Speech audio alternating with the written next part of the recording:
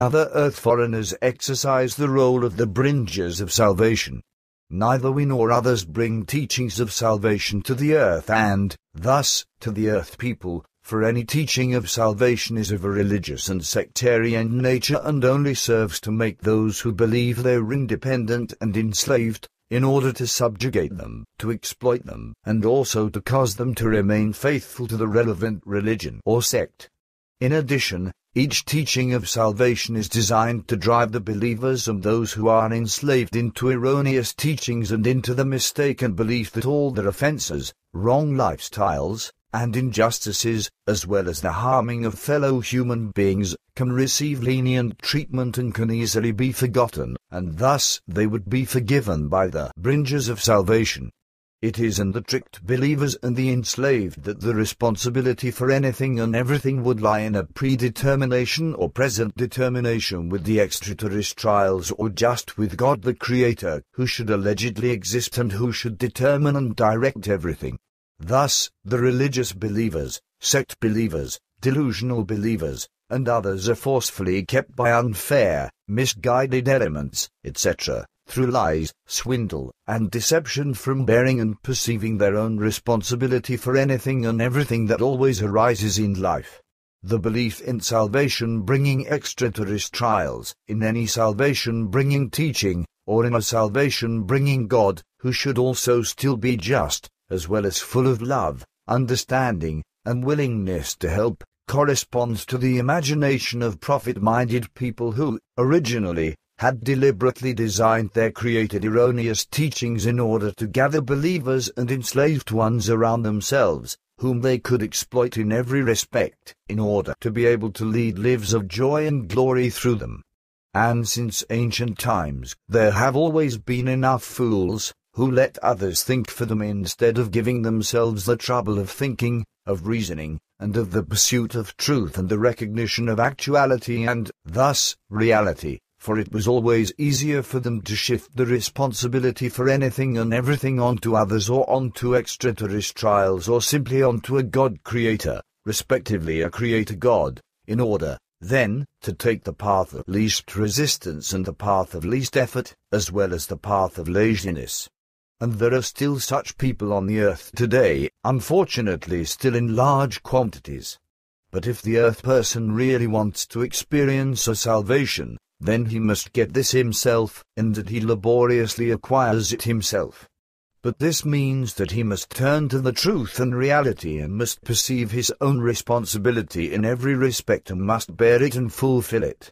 In this meaning, it is given to be recognized that neither extraterrestrials nor a God-creator, neither a teaching of salvation, a religion or sect, nor any lunatic, spinner, delusional believer, divine one, inspired one, guru, master, or exalted one by his own grace, etc., brings any salvation. Rather, only every single person can acquire this for himself, in reference to his own personality, his conduct and his lifestyle, his behavior, his love, his inner and outer peace, his balance and harmony, his knowledge, his wisdom and evolution, and his entire progress in consciousness-related and material form.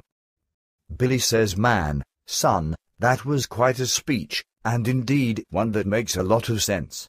I am just surprised that you use words like lunatic and spinner. That is not your style." Quetzal says the designations come from your vocabulary, and I think that they give the right character to my explanation.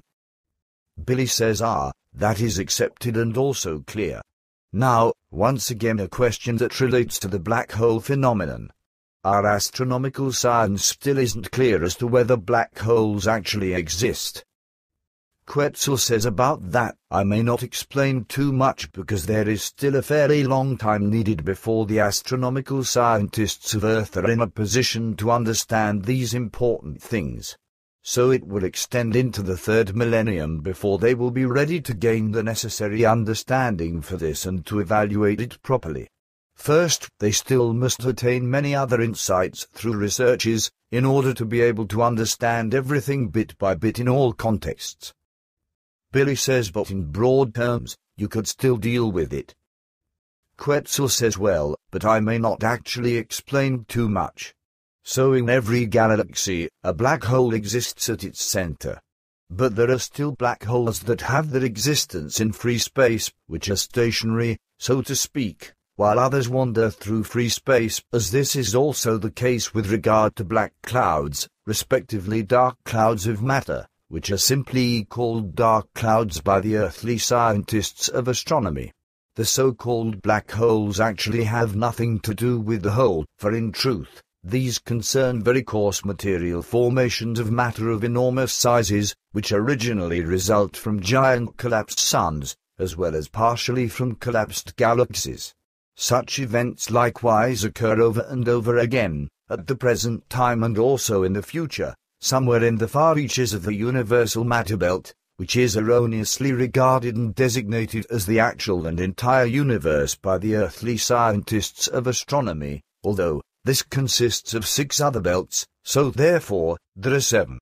But back to black holes, these developed, respectively resulted, from the collapsing of suns of immense sizes as well as from the collapsing of galaxies, in which a black hole was already present. However, through a collapsing, the entire mass of the collapsing sun or galaxy is so tremendously strongly pressed together, respectively compressed, that a small quantity of only 1 cubic centimeter of matter weighs several tons. And so, this compressed matter, of course, also generates a powerful gravitational field, by which tremendous masses of matter are attracted and drawn into the black hole, respectively into the compression body, by what means this slowly but steadily grows and becomes larger. This growing, of course, also means that the gravitational field continues to become stronger and further reaching. In your galaxy, which you call the Milky Way, the gravitational field extends far beyond 100,000 light-years in diameter. From this, it can also be recognized that a galaxy first emerges from an existing black hole. Through its gravitational field, it draws, respectively tears, very far-off nebulae, gases, dust particles, suns, and planets, as well as meteors, comets, and asteroids, etc. into its spell, and then, everything within many light-years of distance begins to rotate around this black hole, from which a galaxy is ultimately formed, whose entire mass rotates at tremendous speed in a bar-shaped, spiral-shaped, or any other form around the center, even around the black hole. During this process, it naturally happens that through the compressed core, respectively through the black hole, the turning matter gradually makes the core more and more powerful, and ultimately, it swallows the entire galaxy, which will also happen someday with the Milky Way. Such a process, however, takes hundreds of millions of years and often even billions of years. That is, my friend, what I may explain. Billy says that's more than I expected. But you can tell me what happens later, then, with a black hole. Somehow, it will, indeed, convert back into something, right? Quetzal says that is correct.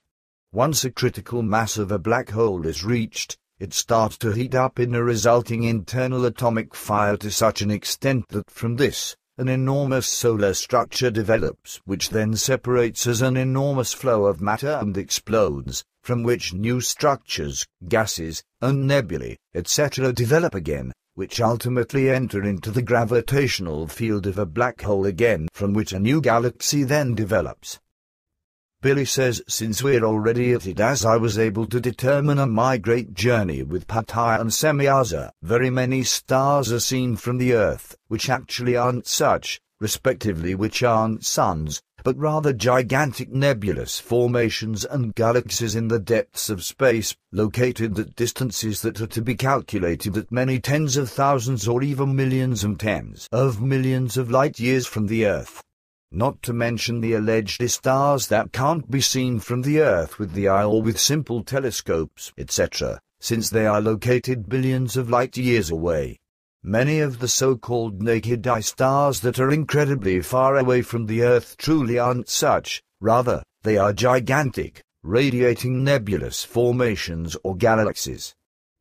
Quetzal says that corresponds to the truth, and in this connection, there can only be talk of those objects that are located at very far distances from the Earth, because from this, There are very many